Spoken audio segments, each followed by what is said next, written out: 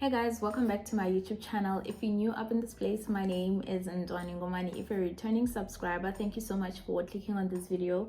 If you're watching this video and you have not subscribed, please do consider subscribing. Your subscription would make me very happy. It is absolutely free and you can become part of the family. Today's video, I want to confess that I did not think this decision through, number one. Number two, I also want to say that I had no knowledge of this or this information I'm about to share with you. I didn't know when I was moving. And number three, I want to admit that I probably did not do my research well enough, which is one thing I always tell people, do your research, but I think I have failed myself in this case.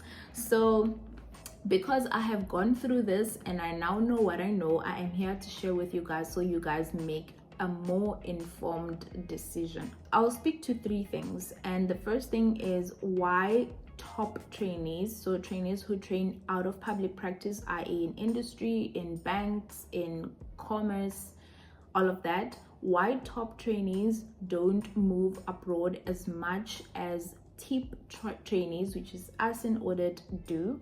That's the first thing. The second thing I'm going to talk about is planning to move into industry from audit while you're in the UK. So for someone like me who is in audit in the UK and I'm planning, you know what, I've had enough of audit, I want to now move into industry or commerce. That's the second thing. And the third thing I want to speak to is a solution to the problem that I'm going to explain to you guys now. So if this is something you're interested in, please do continue watching. So a little bit of background on why I want to talk about this is I've attended a webinar during the week with Robert Walters, and they were talking about these things, and I realized I never knew these things when I moved here, right? So that's the first thing.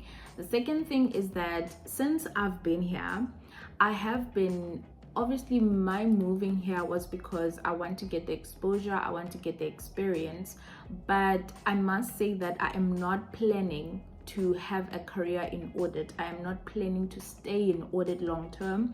I don't see myself becoming senior manager. I don't see myself becoming audit partner.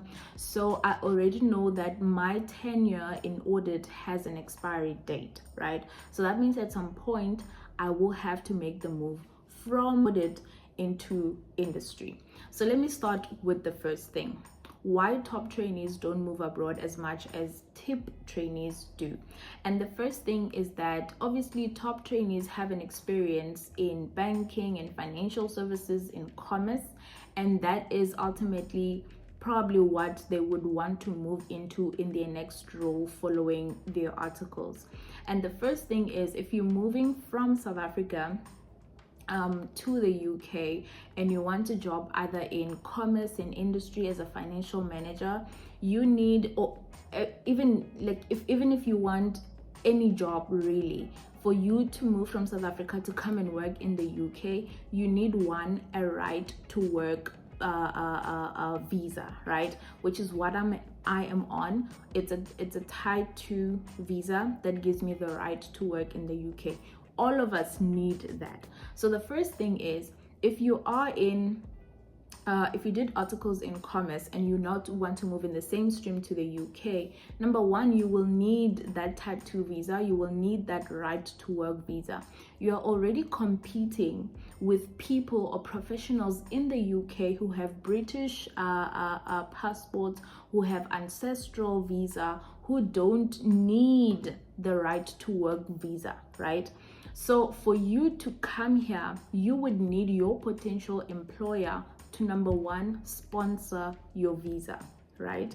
Which already they have a pool of candidates who they don't need to pay that for, because those pool of candidates already have a British passport or they have an ancestral visa.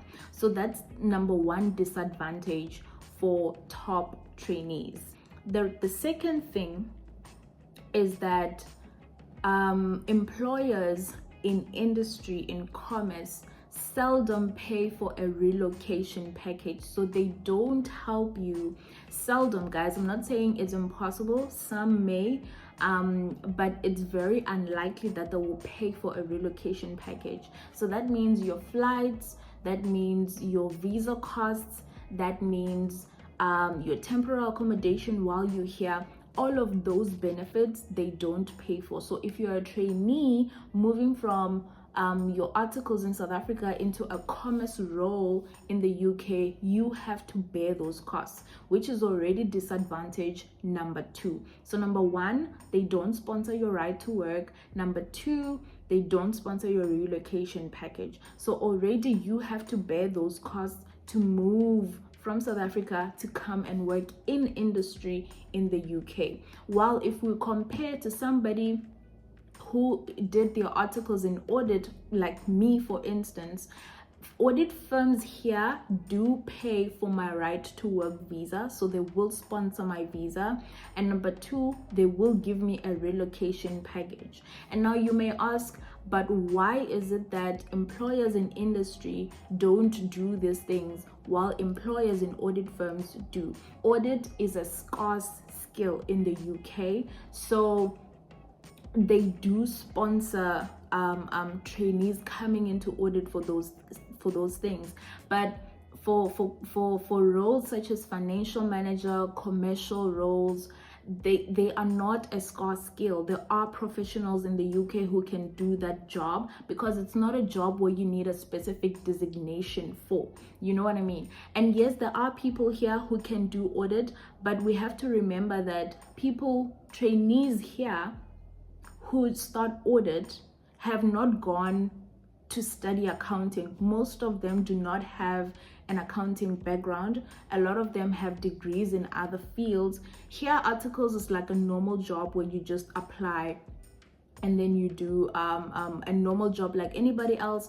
You can resign at the end of a year, you can resign at the end of 2 years. There is no 3-year a contractual agreement or anything like that. So our skill, the audit skill, is a special skill, and that is why audit firms are willing to pay for your right to work visa and to also pay for to also help you with your relocation, because it's a scarce skill that they are basically importing into the country. But if you are to move into a financial role, it is not a scarce skill, and employers in the UK have a whole pool of candidates from which they do not have to pay for a right of work visa, because the pool all hold either they are British citizens or they have British passports that don't require them to have that visa. But if you're somebody coming from South Africa, you will need that right to work. So already you are disadvantaged because you are competing with people who don't need the employer to incur these costs. The second thing is, if you are already in the UK, right?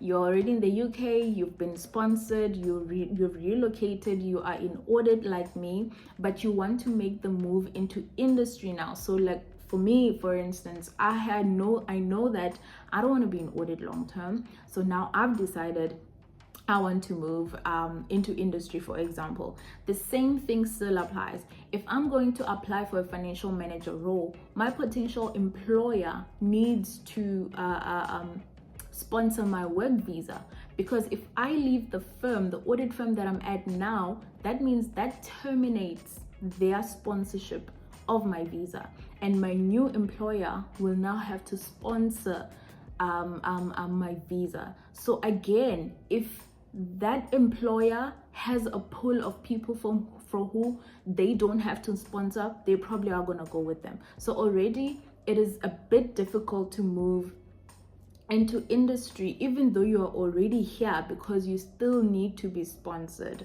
So okay, Ntwani, we get that we need a right to work or a sponsored visa, and we need some sort of relocation help if we're gonna move there, because let's face it, guys, we normally don't have the money to make the move, right? So what is the solution? If you are somebody who's in South Africa, you don't want to be in audit, but you do want to move abroad, what is the solution? So from the webinar, right, They also explored moving abroad to Ireland, right? So instead of you coming to the UK, you can move to Ireland. So the way with Ireland and how it works is that you can move to Ireland through an audit firm. That means they will sponsor your visa, number one, and they will maybe help you with your relocation package. So let's say you decide, okay, I was training in audit and I want to move abroad. Maybe Ireland is an option you want to explore.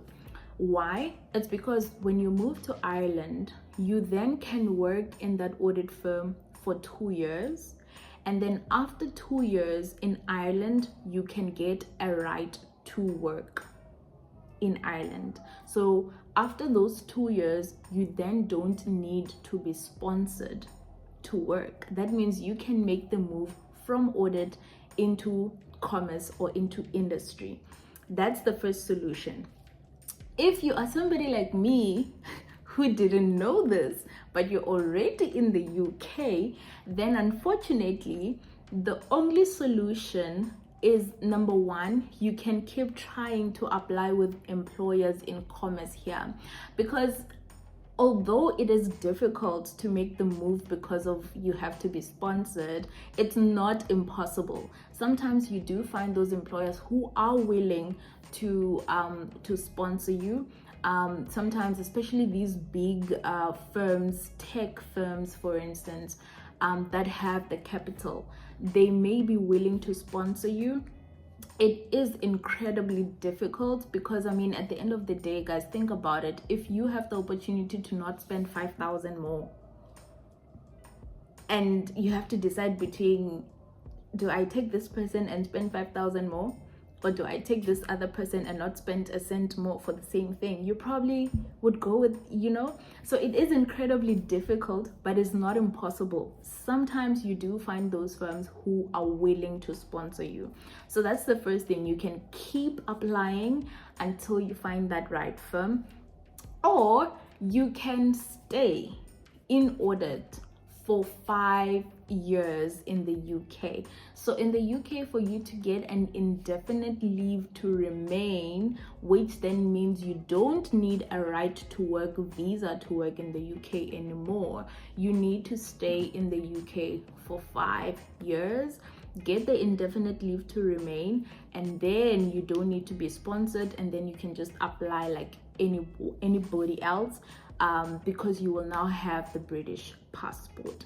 So takeaways from this is that, one, if you're planning to come to the UK to stay long term, or you will want to move out into industry, consider that it might be incredibly difficult because that other employer will need to sponsor your visa, right?